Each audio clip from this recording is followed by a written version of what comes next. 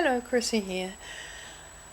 Sharing with you today my brand new finished fabric book. It took me a while to get to this book for two reasons really. The first one being that I wasn't entirely sure how to go about it, and the second reason being I thought, what am I going to do with a book like this? I don't really have a purpose for it. It doesn't have a purpose other than look pretty and maybe catch dust. But I have enjoyed looking at the fabric books that the ladies have shown here, and I've always felt that they look as if they have a lovely tactile feel to them. So for that reason I thought, yeah, I'll give it a go. And I have finally worked out how to go about it, so I would like to share a little bit of that with you too. My book is made from linen napkins that I bought from the op shop. There was 4 of them and they were brand new, and I've washed them, and I've also cut the hemmed edge off because I didn't want a ridge around them. So that is, I'll zoom out a little bit so you can see, that is the napkin size. I didn't measure it, but it looks probably to maybe be about 15 by 15 inches.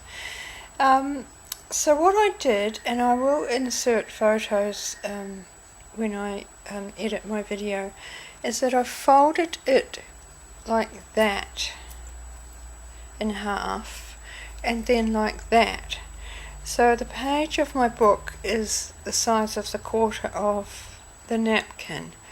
I didn't bring my ruler to measure it, sorry, but it's not that big. It's a nice size to be able to be handled. And when I say it took me a long time to figure out how to make the book, I could never get it into my head how, because I wanted to sew, mostly sew my book. I thought, I'm sewing everything on here, that's fine. The sewing is going to show through on this side. Now when I go to sew this side of the page, what happens on the side that's already done? And I could not for the life of me get my head around that. Maybe I'm a bit slow, but I couldn't quite figure that. But then I finally worked it out. As I say, I will insert photos so you can see what I mean, but I made the book like this.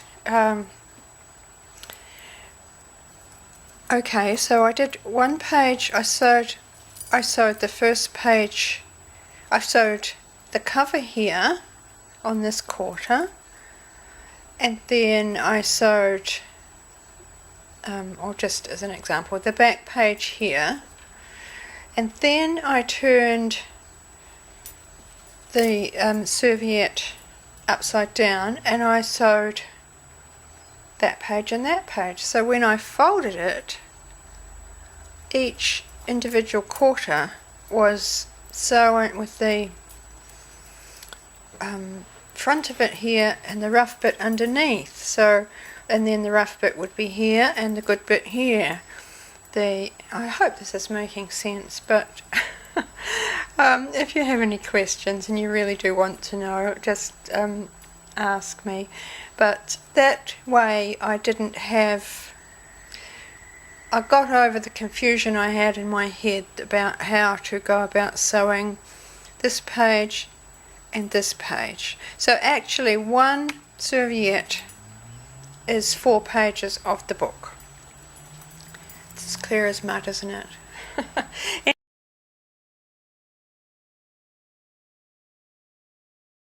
Anyway, I'll go ahead and show you. This is the cover. I'll zoom in on my flower. I made the flower out of velvet, and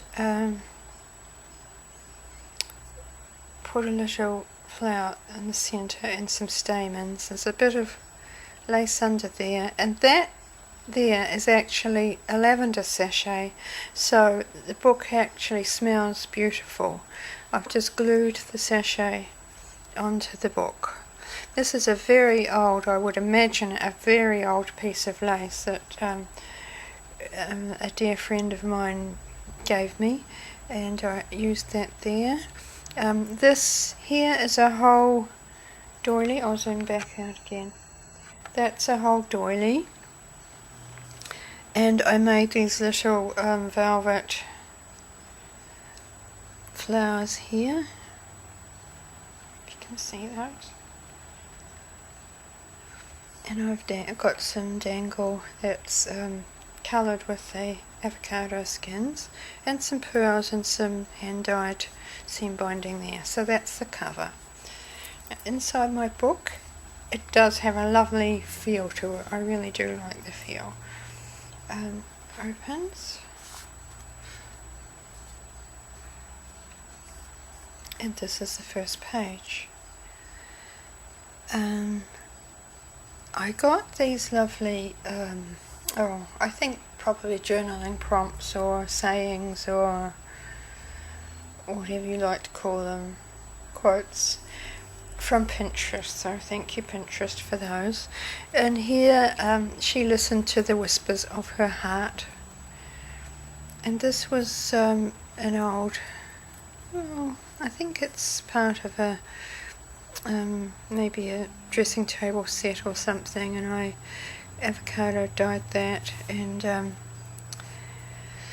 I've used lots of little pieces of old fabric and snippets and things behind the words here. So that's that page. This page is Embrace Imperfection. It is a sign that you are not afraid to try new things, and I love that one because that was really what it was like with this book. For a while there I thought, don't really know how to do it, and then I gave it a go and I figured it out, and as if you watch my videos you'll know I like the imperfections of the threads and the tattered edges, etc. So to me that was a perfect quote. Embrace imperfection. It is a sign that you are not afraid to try new things. I don't like you, I don't like my work to be, it never will be perfect, but I don't like that absolute perfect look. It's not my thing, so my book is imperfect. This is dyed here. This lace here was white, but I've just touched it with a paintbrush, dipped into some colouring just to give it a hint of, you can hardly see it, but it is there. Coloured this, some old fabric. Each page of my book each page of the napkin has been covered with something else, so you actually don't see the napkin. This was off a old tablecloth, I think, and I've coloured that. Actually, it's on this page. This one, compete with yourself and only yourself. I like that too. For me, it's not a competition, it's just doing what I enjoy, and I did enjoy making this book, and even though I'm not really sure what I'm going to do with it, I enjoyed the process of making it. This is coloured. This lace here is the same as this lace, but I've just coloured it a different colour. Oh, that looks very glary actually. I think it's the light. It's quite late in the afternoon and it's not a brilliant light.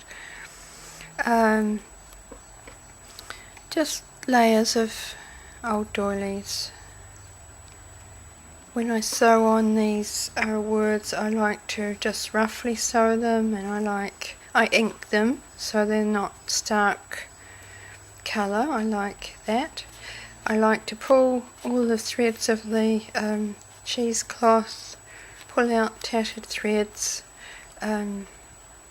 make it look as if it's time worn and it's been around for a long time. This page, today life is beautiful, celebrate, rejoice, love, and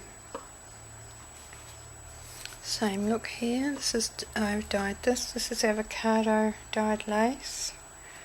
It's a hint of a sort of a aqua colour going on that page.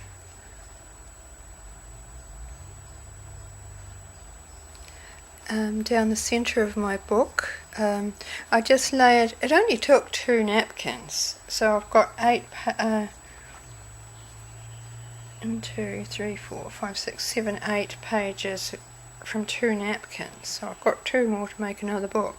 When I sewed them together, I first of all sewed it straight down the middle after I'd made it, and then I sewed about 1/4 of an inch or so on either side of that centre stitching, and I've just put some hand-dyed seam binding down there just to go over the stitching.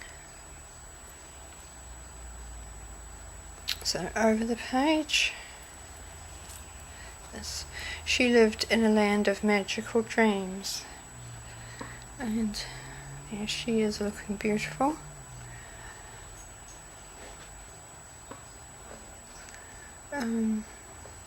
Just more layers.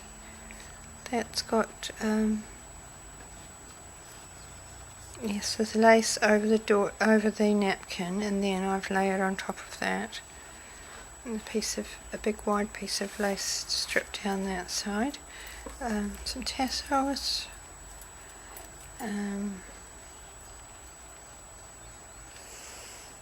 And this page, she followed her dreams because they knew the way.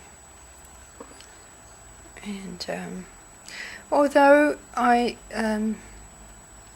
aim for the vintage time-worn look, I still don't mind a bit of colour. I'm not afraid to put a bit of colour in it, as long as it's not bright, garish colours. They're still vintage in my mind anyway. So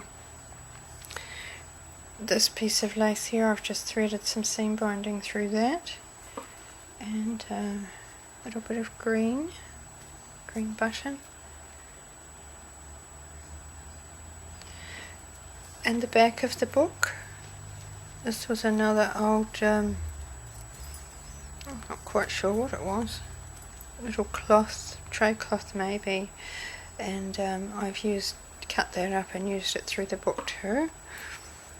And I've got my handmade by Chrissy stamp there, and on the where the stitching was on the spine of the book, I've covered with this other piece of very old, very lovely lace a friend gave me.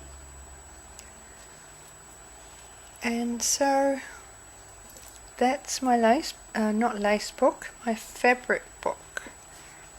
It's not a lace book, it's a fabric book. So yes, it was very enjoyable to make, and I'm ever so pleased that I finally figured out how to go about it. And as I say, if anyone does want to know in more detail how I went about that, just leave me a comment and I'll try and be helpful and answer that. And thank you so much for everybody who has subscribed to my Chrissy Grosser channel. Thank you always for taking the time out to watch my videos, and thank you ever so much for commenting.